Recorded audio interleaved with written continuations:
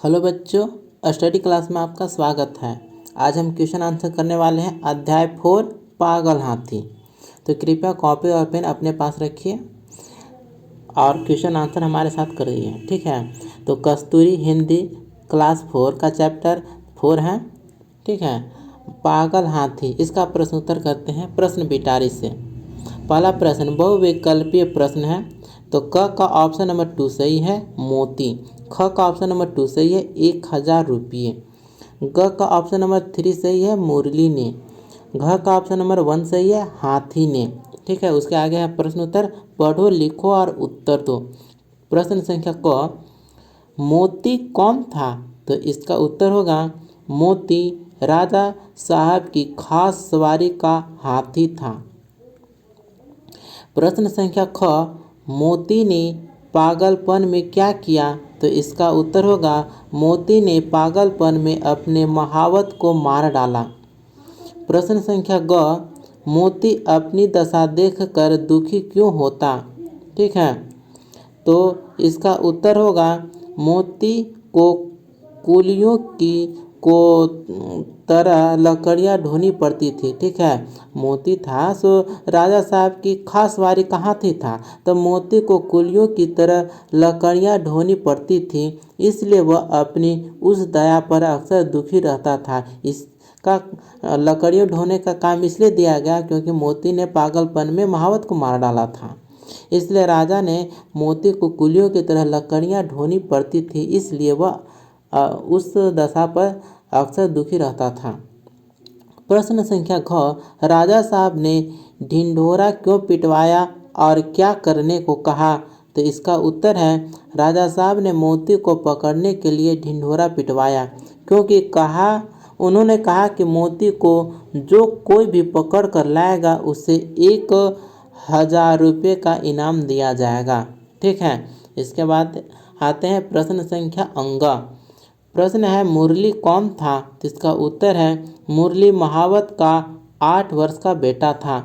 प्रश्न संख्या च, मोती वापस महल में कैसे आया? तो इसका उत्तर है, मुरली मोती को महल में लेकर आया।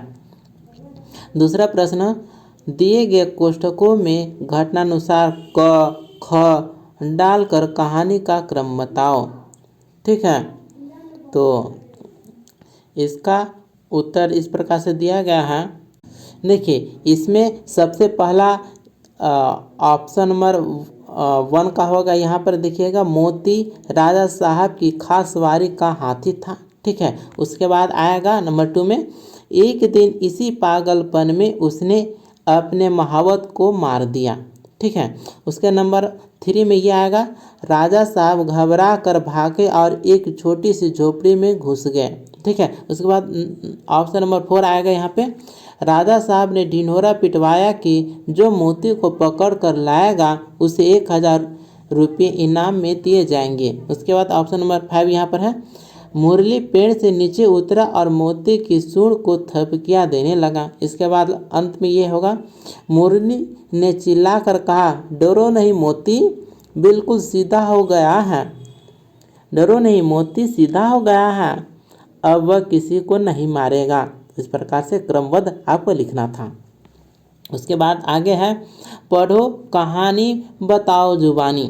ठीक है, तो प्रश्न है, क्या राजा ने मोती को विशेष पदवी से हटाकर सही किया? तो इसका उत्तर है, आप सही सुनिए। ठीक है, क्योंकि मोती अपने पागलपन में अपने महावत को मार डाला था, जिस कारण उसे लकड़ी ढोने के लिए उसको सज़ा मिला, और उसके बाद मोती जब भाग गया तो उसका महावत का बेटा ही उसे सुधार कर लाया था। इसलिए इस कहानी को सही और गलत दोनों तरीक़ा से बताया जा सकता है। ठीक है, अब दूसरा प्रश्न है, अगला प्रश्न, क्या मोती को सुधारने का प्रयास नहीं किया जा सकता था? तो इसका उत्तर है, मोती को सुधारने का प्रयास किया जा सकता था क्योंकि मोती अपनी दयनीय दशा से परेशान था।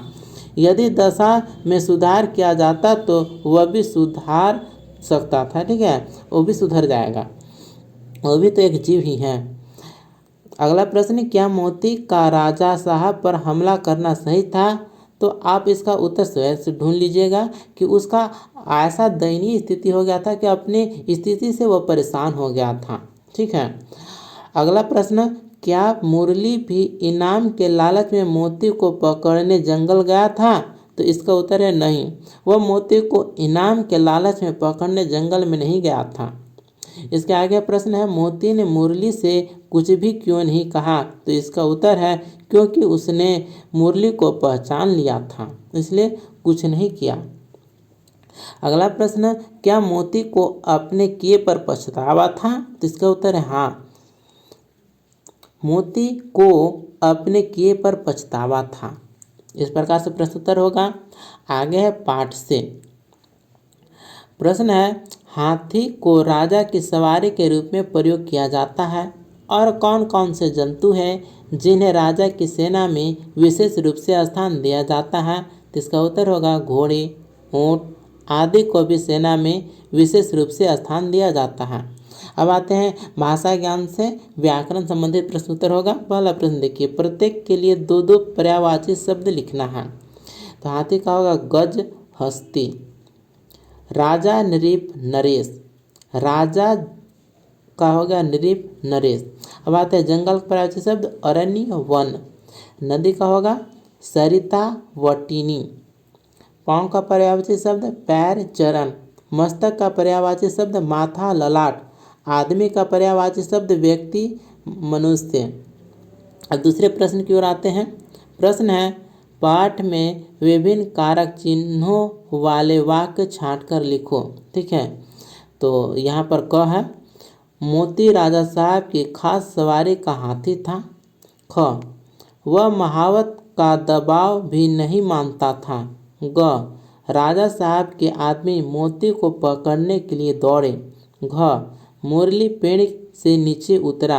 अंग, मुरली जंगल में जाकर एक ऊंचे पेड़ पर चढ़कर बैठ गया। ठीक है। अब आते हैं तीसरे प्रश्न की ओर। प्रश्न है, पाठ में से प्रत्येक संज्ञा के 4-4 शब्द लिखो। ठीक है, तो व्यक्तिवाचक संज्ञा से होगा मुरली मोती। ठीक है, और भी व्यक्तिवाचक संज्ञा में आप और भी संज्ञा को जोड़ सकते हैं। उसके बाद है जातिवाचक संज्ञा, इसका शब्द है हाथी, जंगल, नदी, राजा, महल। प्रत्येक जातिवाचक संज्ञा संबंधित शब्द लिखना है। ठीक है, देखिए महापुरुष, महापुरुष में आएगा महात्मा गांधी, सुभाष चंद्र बोस महापुरुष थे। सागर में आएगा लाल सागर, अरब सागर। इमारत में संसद भवन, लाल किला। नदी का संबंधित संज्ञा है गंगा, यमुना। अब आते हैं चौथे प्रश्न की ओर। प्रत्येक के लिए एक एक शब्द लिखो। तो इसका यहाँ पर केवल आंसर दिया गया है। क का उत्तर होगा महावत, ख का उत्तर है निर्धन, ग का उत्तर है अनाथ, घ का उत्तर है पागलपन, अंग का उत्तर है राजा। ठीक है, अब इसके आगे देखिएगा, अपनी अपनी सोच। कहानी का शीर्षक पागल हाथी क्यों रखा गया? क्या इस कहानी के कोई और शीर्षक भी हो सकते हैं? कोई दो शीर्षक बताओ। तो यहाँ देखिएगा, इस कहानी का शीर्षक पागल हाथी इसलिए रखा गया क्योंकि यह कहानी मोती नामक हाथी के पागलपन पर आधारित है। कहानी के दो अन्य शीर्षक हैं, जैसे मोती और मुरली, राजा का पागल हाथी।